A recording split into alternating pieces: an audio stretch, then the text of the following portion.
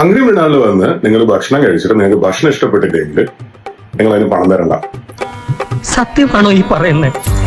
സത്യം ആയില്ലെങ്കിൽ ഭഗവതിയാണ് സത്യം. ഞങ്ങൾക്ക് 3 റെസ്റ്റോറന്റ് ഉള്ളത്. വൈറ്റില ജംഗ്ഷൻ, കച്ചേരിപ്പടി ഹൈക്കോടതിന്റെ അവിടെ, എടപ്പള്ളി ലുലുവിന്റെ അടുത്ത്. ഇപ്പൊ 2 പുതുതായിട്ട് ചെയ്യാൻ പോകുന്നു. ഒന്ന് നെടുമങ്ങാട്, ഒന്ന് കാക്കനാട്. എവിടെ വേണമെങ്കിൽ നിങ്ങൾക്ക് വരാം.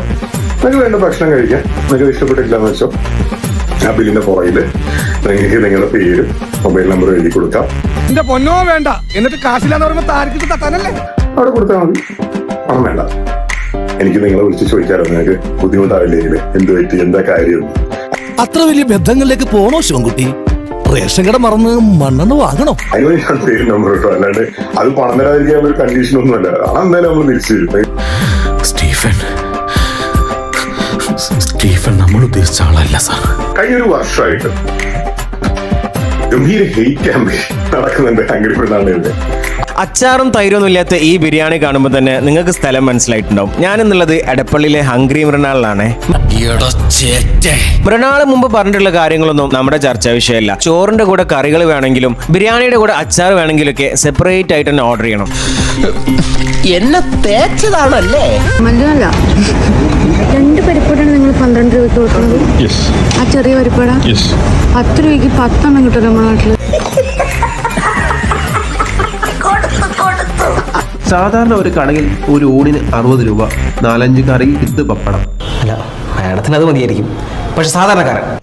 എന്നാൽ ഒരു യൂട്യൂബ് പ്രമുഖന്റെ കടയിൽ ചോറിന് 20, സാമ്പാറിന് 20, കൂട്ടുകറി 25, പുളിശ്ശേരി 20, അവിയൽ 20.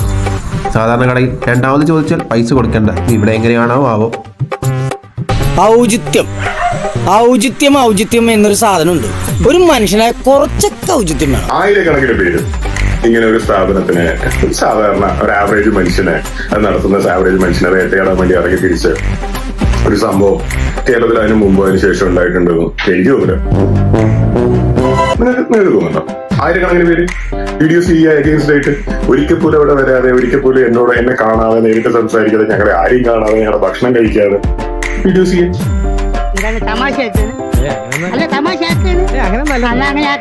നിങ്ങൾ വരൂ, കഴിക്കൂ.